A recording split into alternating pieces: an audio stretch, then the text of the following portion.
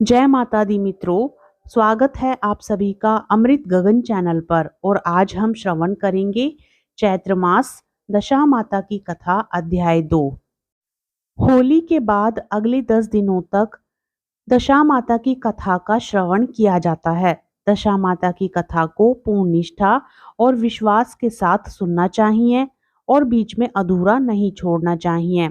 ऐसी मान्यता है इस दिन सुहागिन महिलाएं अपने घर की दशा सुधारने के लिए यह व्रत करती हैं, जिससे घर पर आई विपदा व सारी समस्याएं दूर हो जाती हैं और घर में सुख व समृद्धि आती है। बताया जाता है कि इस व्रत में साफ सफाई का विशेष ध्यान रखा जाता है और साथ ही इस व्रत में कथा का श्रवण भी किया जाता है। दशा माता की पौराणिक कथा के अनुसार एक घर में सास बहू रहती थी। बहू का पति परदेश में गया था। एक दिन सास ने बहू से गांव में से आग लाकर भोजन पकाने को कहा।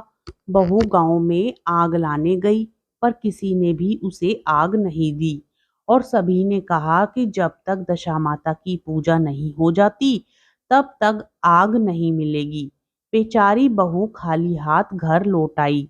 उसने सास को बताया कि गांव भर में आज दशा माता की पूजा है, इसलिए कोई आग नहीं दे रहा है। शाम हो जाने पर सास आग लेने गांव में गई तो स्त्रियों ने उसे आराम से बैठाया और कहा कि सुबह तुम्हारी बहू आग लेने आई थी, परंतु हमारे यहाँ पूजा नहीं हुई थी, इसलिए आग नहीं दे सकी। सास आग लेकर अपने घर पहुंची ही थी कि एक आदमी बछड़ा लिए आया और उसके पीछे एक गाय थी। स्त्री ने उससे पूछा कि यह गाय का पहला बच्चा है क्या? आदमी ने उत्तर दिया हाँ। उसने फिर पूछा कि बछड़ा है या बछिया? उसने जवाब दिया कि बछड़ा है। सास ने घर जाकर बहू से कहा, आओ हम दोनों भी दशा माता का डोरा लें और व्रत करें। दोनों सास बहू ने डोरा लिया। सवेरे से व्रत आरंभ किया। 9 व्रत पूरे हो जाने पर 10वें दिन डोरे की पूजा की। सास बहू दोनों ने मिलकर गोल गोल 10 अर्थात कुल 20 फेरे बनाए। 21वां बड़ा फेरा गाय को दिया।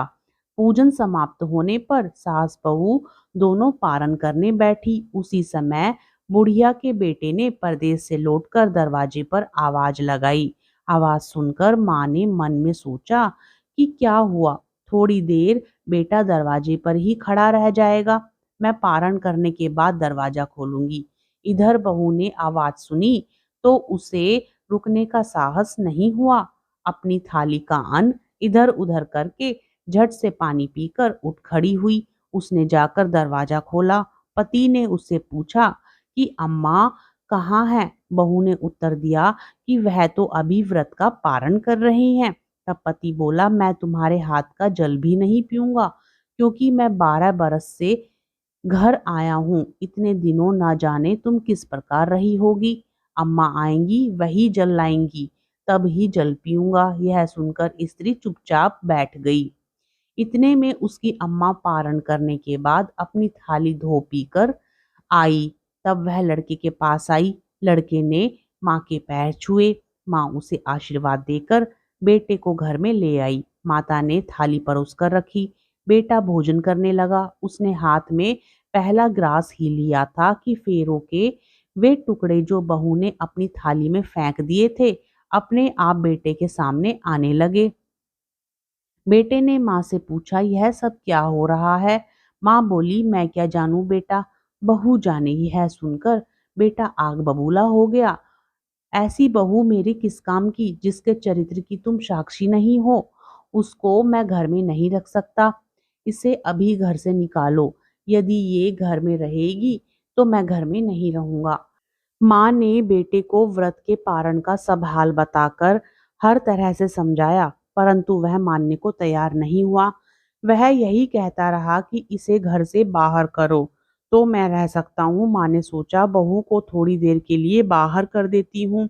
जब लड़के का गुस्सा उतर जाएगा तब बहू को बुला लूंगी। बुढ़िया ने बहू से कहा, दहरी के बाहर जाकर पेड़ के नीचे थोड़ी देर के लिए खड़ी हो जा। जब बहू पेड़ के नीचे खड़ी हुई तो पेड़ बोला, मुझसे हटकर खड़ी हो, मैं दशामाता के विरोधी को छाया नहीं दे सकता। इस पर वह वहां से चलकर घड़ोची के पास गई। घड़ोची बोली, मुझसे हटकर खड़ी हो, मुझ पर इतना भार घड़ों का नहीं है जितना तेरा है। चल यहाँ से हटकर कहीं और खड़ी हो जा। इस प्रकार उसे कहीं भी खड़ा होने नहीं दिया। वह अपने मन में बहुत दुखी हुई। वह जंगल में चली गई। जंगल में भूखी प्यासी घूमती फिरती एक सूखे कुएं में गिर पड़ी। वह उसमें गिरी, परंतु उसे चोट नहीं आई। वह नीचे बैठ गई। अचानक राजा नल वहां शिकार खेलते खेलते पहुंच गया। उनके साथी बिछुड़ गए थे। वह प्यास के कारण उसी कुएं पर आए जिसमें वह स्त्री बैठी थी।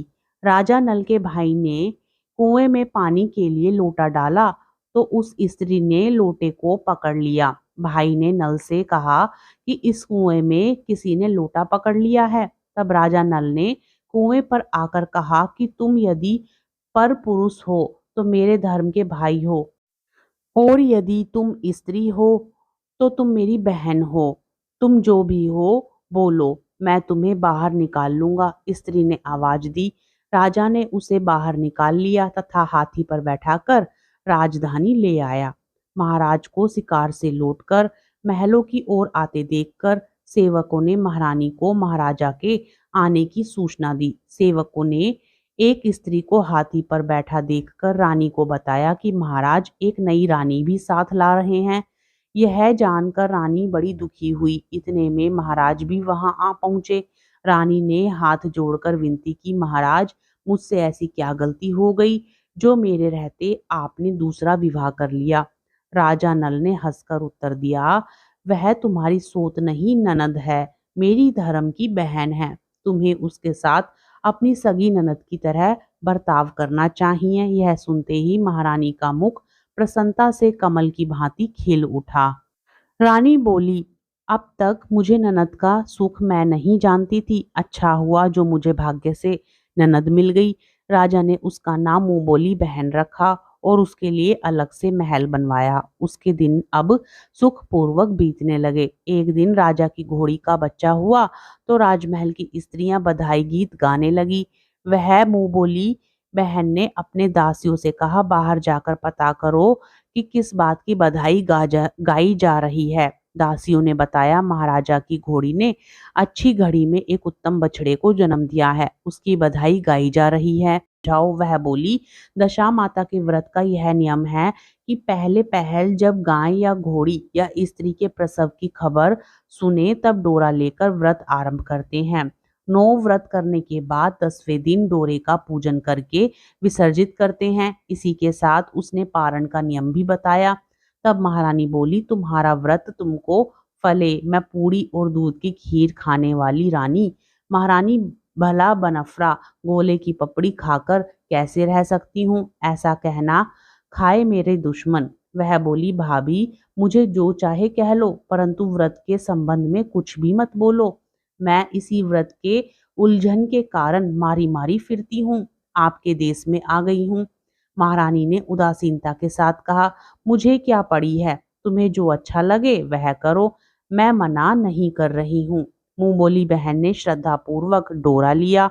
9 दिन तक व्रत किए। 10वें दिन विधिवत पूजन किया, गोला फरा बनाए और संध्या को व्रत का पारण करने बैठी। उसी समय उसके पति को अचानक कुछ प्रेरणा सी हुई और वह अपनी माता से आज्ञा लेकर अपनी पत्नी को ढूंढने चल दिया। घूमता फिरता वह राजा नल की राजधानी में पहुंच गया और अपनी पत्नी का पता लगाने लगा। उसने एक कुएं पर कुछ औरतों को बातें करते देखा। कह रही थी, राजा की मुंह बोली बहन बहुत ही सुंदर ही स्त्री है, आजकल उसी का क्या हुआ, सब कुछ होता है। दूसरी स्त्री बोली, वह सुंदर होने के साथ साथ धर्मात्मा भी है, जब से आई है तभी से उसने सदा व्रत खोल रखा है, उसके दरवाजे से कोई भी व्यक्ति खाली हाथ नहीं लौटता। तीसरी स्त्री बोली, वह जैसी धर्मात्मा है वैसी सदाचारणी भी है। चौथी स्त्री बोली, वह सदाचारणी और सर्वप्रिय भी है, सारी प्रजा उससे खुश है। पांचवी स्त्री बोली, यह सब तो सही है, परंतु अब तक यह पता नहीं चला कि वह कौन है और कहाँ की रहने वाली है। उन औरतों की बात सुनकर वह साधु के वेश में राजा नल की मुंह बोली बहन के महल के द्वार पर जा पहुंचा। वहां उसने भिक्षा के लिए आवाज लगाई तो द्वारपाल उसे भिक्षा देने लगा। उसने द्वारपालों के हाथों से भिक्षा लेने से मना कर दिया और बोला, भिक्षा देने वाली स्वामिनी के हाथ से ही भिक्षा ग्रहण करूंगा, नहीं तो अपने रास्ते चला। तब द्वारपाल ने उससे कहा, इस समय वह दशा माता का व्रत करके पारण कर रही है। पारण समाप्त होने के बाद ही वह तुमको भिक्षा दे सकती है। तब तक तुम इंतजार करो। वह चुपचाप बैठकर इंतजार करने लगा। पारण कर लेने के बाद वह मुट्ठी भर मोती लेकर आई, परंतु सामने अपने पति का पल्ला फैलाए देखकर वह मुस्कुराती हुई लौट गई। दोनों ने एक दूसरे को पहचान लिया था। महारानी ने मुंह बोली ननद को मुस्कुराते हुए देखकर कहा, जब से तुम आई हो आज तक मैंने मुस्कुराते नहीं देखा। आज इस साधु को देखकर हंसने का क्या कारण है? मुंह बोली बहन ने उत्तर दिया कि वह साधु हमारे घर का है। रानी ने पूछा, तब वह ऐसे क्यों आया है? उसने कहा, वह अभी मेरा पता लगाने आया है। महारानी ने राजा नल से कहा, तुम्हारी मुंह बोली बहन के घर के लोग आए हैं। राजा ने कहा, उनसे कह दो कि अभी यहाँ से घर जाकर वहां से हमारी हैसियत से आए, तब मैं अपनी बहन की विदाई करूंगा। राजा नल की मुंह बोली बहन का पति घर जाकर अपनी माँ से बोला, तुम्हारी बहू राजा नल के यहाँ उसकी बहन बनकर रह रही है। वह रोज सदाव्रत करती है और नियम धर्म से दिन बिताती है। तब उसकी माता ने उसे आज्ञा दी कि बहू को ले आओ। वह डोली, पीनस, बाजे, गाजे, कहार आदि के साथ यथाचित सज धज कर राजा नल की राजधानी को चल दिया। राजा ने उसका यथोचित आदर सत्कार किया और कुछ दिन मेहमानगिरी में रखकर विधि पूर्वक बहन की विदाई की। जब वह महल के बाहर निकल चलने लगी तो महल भी उसके पीछे पीछे चलने लगा। तब महारानी बोली, ननद जी तुम चली और मेरा महल भी ले चली, जरा पीछे मुड़कर तो देखती जाओ। ज्यों ही उसने पीछे मुड़कर देखा तो राजा का संपूर्ण राजसी वैभव अचानक लुप्त हो गया। राजा की मुंह बोली बहन तो अपने पति के साथ आनंद से रहने लगी, परंतु राजा नल व रानी का यह हाल हो गया कि वे दोनों कमरी कथरी ओढ़ने फिरने लगे। उनके भोजनालय में पत्ते खड़े खड़ाने लगे। राजा नल ने रानी से कहा, अब हमें यहाँ से कहीं दूसरी जगह चले जाना चाहिए। रानी पतिव्रता स्त्री थी, उसने राजा की आज्ञा मान ली। चलते चलते वे एक ऐसे गांव में पहुंचे। वहां पर बेरी के पेड़ पर बेर लगे हुए थे। राजा रानी दोनों भूखे थे। उन्होंने बेरों को उठाया तो बेर लोहे के हो गए। इस प्रकार राजा रानी जिस वस्तु को भी हाथ लगाते वे कंकड़ पत्थर में बदल जाती थी। इतने पर भी राजा रानी आगे बढ़ते गए। रास्ते में उन्हें एक व्यापारी मिला। व्यापारी ने राजा रानी को पहचान लिया। उसने राजा रानी के भोजन के लिए सेर भर आटा दिया। वे आटा लेकर नदी के किनारे गए। वहां रानी भोजन बनाने लगी और राजा नल स्नान करने चले गए। उस दिन नदी में मछुआरे मछलियां पकड़ रहे थे। मछेरों ने राजा को 4 मछलियां दी। रानी ने मछलियां भूनकर रोटियां बना ली। राजा नल भोजन करने बैठे तो रोटियां एक में परिवर्तित हो गई और मछलियां उछलकर नदी में चली गई। वहां से चलकर राजा रानी अपनी मुंह बोली बहन के यहाँ गए। बहन को जब पता चला कि भाई भाभी आए हैं तो उसने सेवकों से पूछा, कैसे आए हैं? सेवकों ने कहा कि भिखारियों के हाल में आए हैं। यह सुनकर उसे बड़ी लज्जा आई।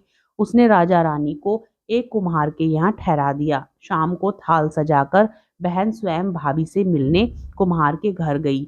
उसने भाभी के सामने थाल रखा तो भाभी ने कहा कि इस थाल में जो कुछ भी है उसे कुम्हार के चक्के के नीचे रख दो और चली जाओ। ननद थाल का सामान चक्के के नीचे रखकर चली गई। थोड़ी देर में राजा ने आकर रानी से पूछा, कहो बहन आई थी, क्या लाई थी? रानी ने कहा, आई तो थी पर जो भी कुछ लाई थी मैंने इस चक्के के नीचे रख दिया था। राजा ने वहां देखा तो वहां कंकड़ पत्थरों के सिवा कुछ भी नहीं था। राजा को समझते देर न लगी कि यह सब बुरी दशा के कारण है। भला वह मेरे लिए कंकड़ पत्थर क्यों लाएगी? अब राजा रानी वहां से चलकर अपने मित्र के घर गए। मित्र को लोगों से पता चला तो उसने उनसे पूछा कैसे आना हुआ। उन्होंने उत्तर दिया भिखारियों के हाल में आए हैं। मित्र ने दुखी होकर कहा कोई बात नहीं, जैसे आए वैसे अच्छे आए, आखिर मित्र हैं, उन्हें महलों में ले आओ। मित्र ने उन दोनों का स्वागत किया, स्वादिष्ट भोजन कराया, एक कमरे में उनके लिए पलंग बिछवा दिया। उस कमरे में एक खूंटी पर नौलखा हार टंगा था। आधी रात के समय राजा तो सो गए परंतु रानी जाग रही थी। रानी ने देखा कि हार वाली खूंटी के पास दीवार में एक मोर का चित्र बना हुआ है। मोर धीरे धीरे हार को निगल रहा है। रानी ने राजा को जगाकर वह दृश्य दिखाया। राजा ने सोचा यहाँ से चुपचाप भाग चलना चाहिए, नहीं तो सवेरे चोरी का कलंक लगेगा, तब मित्र को क्या मुख दिखाएंगे। बेचारे राजा और रानी में ही रात को ही उठकर जंगल की तरफ चले गए। दोनों चलते चलते एक दूसरे राजा की राजधानी में पहुंच गए। वहां अतिथि और भिक्षुओं को सदावर्त दिया जाता था। वे दोनों भी सदावर्त लेने गए परंतु उस समय सदावर्त बंद हो चुका था। वहां के अधिकारियों ने कहा यह लोग ना जाने कहाँ के अभागे आए हैं कि इन्हें देने के लिए कुछ भी नहीं बचा, फिर भी इन्हें एक मुट्ठी चने दे दो। उन्होंने इस प्रकार से अनादर और कड़वी बातों सहित दान लेना अस्वीकार कर दिया। वे दानाध्यक्ष की निंदा करते हुए बोले कि ऐसी कंजूसी है तो सदावत देने का नाम ही क्यों करते हो। धनाध्यक्ष बोला यह तो बड़ा घमंडी भिक्षुक है, भीख भी मांगता है और गाली भी देता है, इनको हवालात में डाल दो। इस प्रकार दोनों को एक कोठरी में बंद कर दिया गया। एक एक मुट्ठी चने दोनों को खाने के लिए मिलने लगे। जिस कोठरी में राजा रानी बंद किए गए थे उसी के पास आम रास्ता था।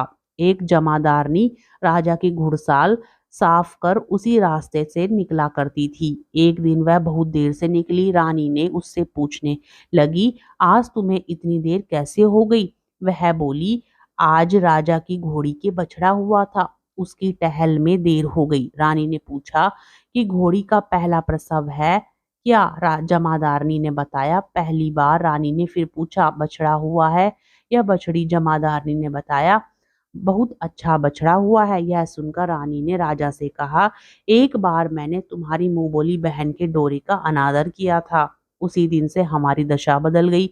मैं आज दशा माता का डोरा लेना चाहती हूँ।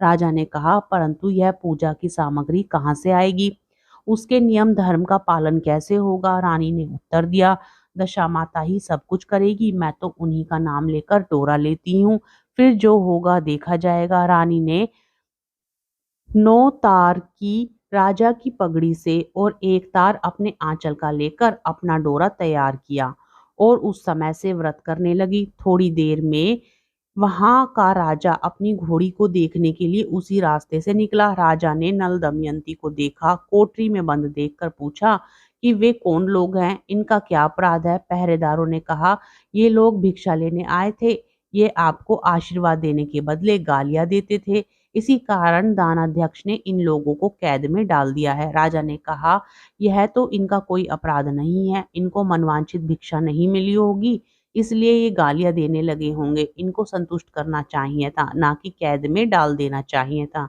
इनको अभी रिहा करो। राजा की आज्ञा से उसी समय दोनों को कोठरी से बाहर निकाला गया। राजा उनके पांव में पद्म और माथे पर चंद्रमा देखकर पहचान गया कि यह तो राजा नल और रानी दमयंती हैं। इस पर उसने दोनों हाथों से हाथ जोड़कर क्षमा मांगी और हाथी पर बैठाकर अपने महल में ले गया। कुछ दिन तक राजा के यहाँ रहकर उन दोनों ने पूरे राजसी ठाट के साथ अपनी राजधानी की ओर प्रस्थान किया। रास्ते में वे पहले अपने मित्र के यहाँ गए। मित्र ने राजा नल की आने की खबर सुनकर लोगों से पूछा मित्र आए तो कैसे आए।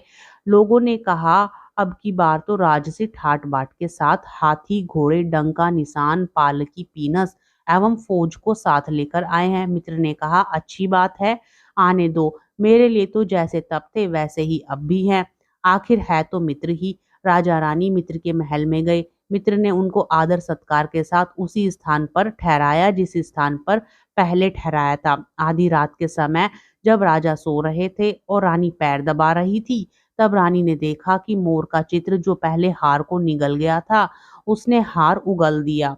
रानी ने राजा को जगाकर यह दृश्य दिखाया। राजा नल ने अपने मित्र को बुलाकर यह दिखाया। मित्र बोला कि मैंने तब भी तुमको चोर नहीं समझा था और ना अब समझता हूँ। यह दृश्य तुम्हारी बुरी दशा का फल है। अब निश्चित रहिए, मेरे मन में कोई मैल नहीं है। मित्र के यहाँ से चलकर राजा रानी अपनी मुंह बोली बहन के यहाँ गए। उसने सुना राजा भैया आ रहे हैं, तो उसने लोगों से पूछा कैसे आ रहे हैं। लोगों ने कहा जिस प्रकार राजा का आना चाहिए उसी प्रकार से आ रहे हैं। उसने कहा उनको मेरे महल में ले आओ। जब राजा नल का हाथी बहन के महल की ओर बढ़ा, तब रानी ने कहा आप अपनी बहन के घर जाइए, मैं तो उसी कुम्हार के घर रहूंगी जिसके पहले ठहरी थी। राजा ने कहा जिस कारण इतने दुख उठाए, तुम फिर उससे झगड़ा मोल लेना चाहती हो, यह तुम अच्छा नहीं कर रही हो। परंतु रानी नहीं मानी, वह कुमार के घर ही ठहरी। राजा बहन के घर चले गए। शाम को राजा की बहन भाभी के लिए थाल सजाकर कुम्हार के यहाँ आई। उसने भाभी के सामने थाल रख दिया। भाभी सोने चांदी के गहने उतार उतार कर रखने लगी और कहने लगी, खाओ रे मेरे सोने चांदी के गहने खाओ, हम भूखे नंगे क्या खाएंगे। यह उल्हाना सुन ननद बोली, यह उल्हाना किसे देती हो? मुझसे उस समय जो कुछ हो सका उस समय लाई थी, वही अब भी लाई हूँ। विश्वास हो ना हो तो चक्के के नीचे अब भी देख लो। सचमुच चक्के के नीचे देखा तो वह मणिक मोतियों का ढेर लगा था। रानी यह सब देखकर सन्न रह गई। वह बोली, ननद जी तुम्हारा कोई दोष नहीं है, यह तो हमारी बुरी दशा का परिणाम था। रानी ने ननद का लाया सब सामान तथा उनमें से अपनी तरफ से कुछ और जवाहरात मिलाकर ननद को वापस कर दिया, परंतु ननद को पूजा का न्योता देना भूल गई। वहां से चलकर राजा सूरा गाय के पास आए। गाय ने सेना सहित राजा को भरपेट दूध पिलाया। वहां से आगे चलकर वे नदी के तट पर पहुंचे तो वहां पड़ाव डाला, भोजन बनवाया। जब राजा भोजन करने बैठे तो उसी समय नदी में उछलकर गिरी हुई भुनी हुई मछलियां अपने आप थाली में गिर पड़ी। वह रोटियां जो ईंट बन गई थी फिर से रोटियां बन गई। राजा ने कहा यह सब क्या हो रहा है, कुछ समझ में नहीं आता। रानी ने बताया ये रोटियां और मछलियां वे ही हैं जो उस दिन हमें नसीब नहीं हुई थी। मैं यदि आपसे उस समय कहती कि तली हुई मछलियां जल में उछल गई और रोटियां ईंट बन गई तो आप कदापि इसे सच नहीं मानते। इसी कारण मुझे बहाना बनाना पड़ा। अब राजा रानी अपनी राजधानी की ओर आगे बढ़े। जब राजा की फौज अपनी राजधानी के समीप पहुंची तो वहां के लोगों ने समझा कि दूसरे राजा ने राजधानी पर आक्रमण कर दिया है। वे घबरा गए। वहां के लोग नजराना लेकर राजा से मिलने गांव के बाहर आए, परंतु यह क्या, यह तो अपने राजा थे। लोगों की प्रसन्नता का ठिकाना ना रहा। वे श्रद्धा भक्ति के साथ महाराज के आगे चलकर उन्हें उनके महल में ले गए। राजा रानी ने महल में प्रवेश किया। रानी ने तुरंत दशा माता की पूजा का प्रबंध किया। उसने उस पूजा में नगर की सब सौभाग्यवती स्त्रियों को बुलाया।